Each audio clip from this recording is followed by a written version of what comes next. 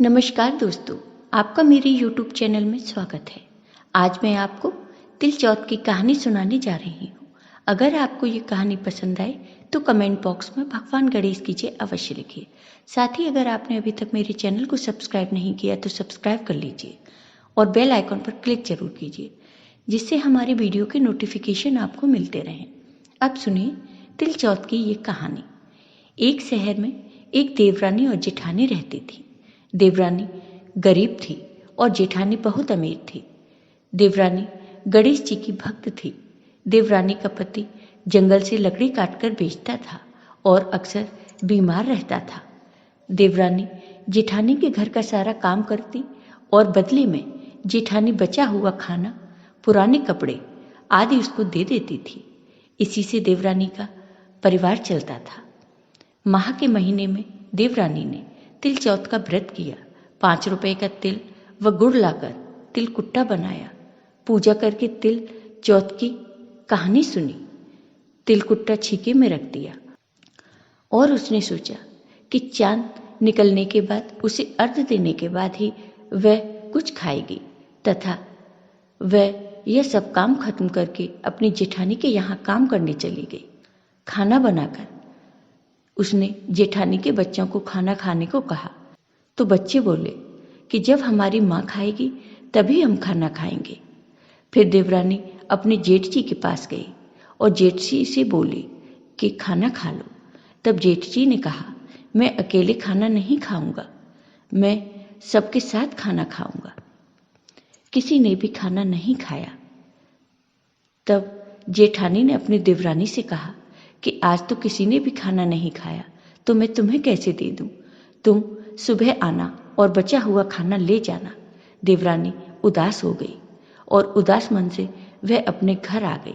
देवरानी के घर पर पति, बच्चे सब आस लगाए बैठे थे कि आज तो त्योहार है, इसलिए कुछ पकवान आदि खाने को मिलेंगे। परंतु जब बच्चों को पता चला कि आज तो रोटी भी नहीं मिलेगी तो बच्चे रोने लगे।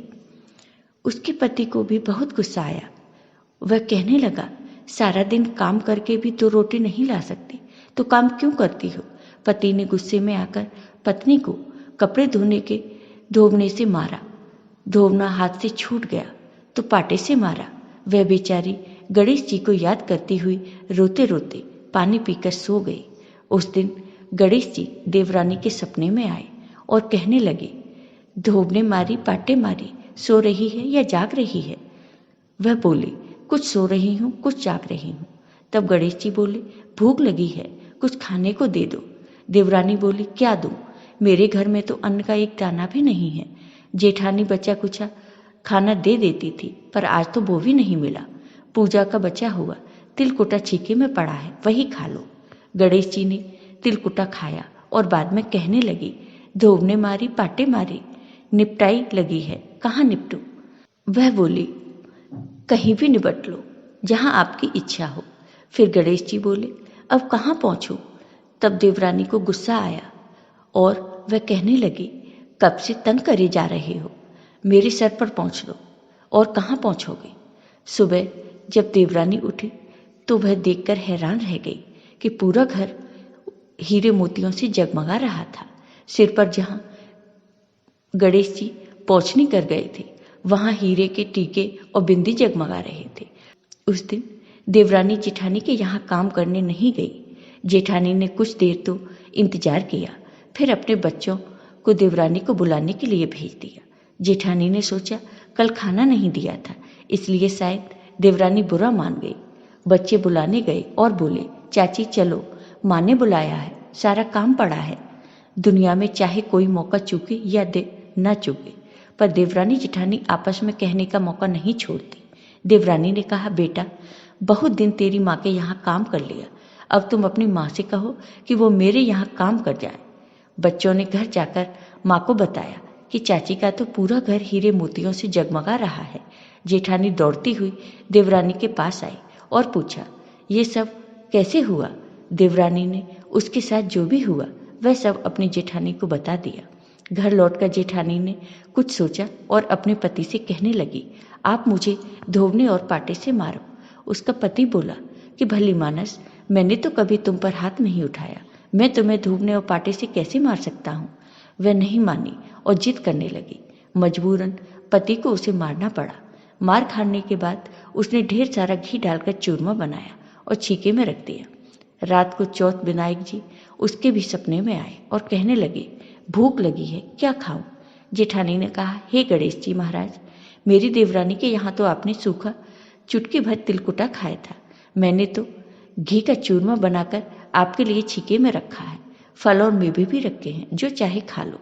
गणेश जी बोले, अब निपटू कहाँ। जेठानी बोले, उसके यहाँ तो टूटी फूटी झोंपड़ी थी, मेरे यहाँ तो कंचन के महल हैं, जहाँ चाहो वहाँ निपट लो।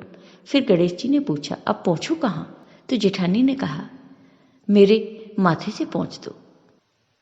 फिर सुबह जेठानी जल्दी जल्दी उठी तो उसने देखा उसका सारा घर गंदगी से भरा पड़ा है और बहुत सी बदबू आ रही थी।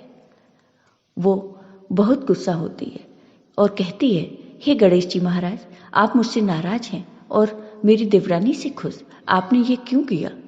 जेठानी बार बार अपने घर को साफ कर रही थी, लेकिन साफ होने के बजाय घर और गंदा होता जा रहा था। फिर जेठानी का पति आया और अपनी पत्नी से कहा, तुम्हारे यहाँ सब कुछ था, लेकिन तुम्हारे लालच ने सब तबाह कर दिया। देखो, तुम्हारे लालच की वजह से ये क्या हो गया।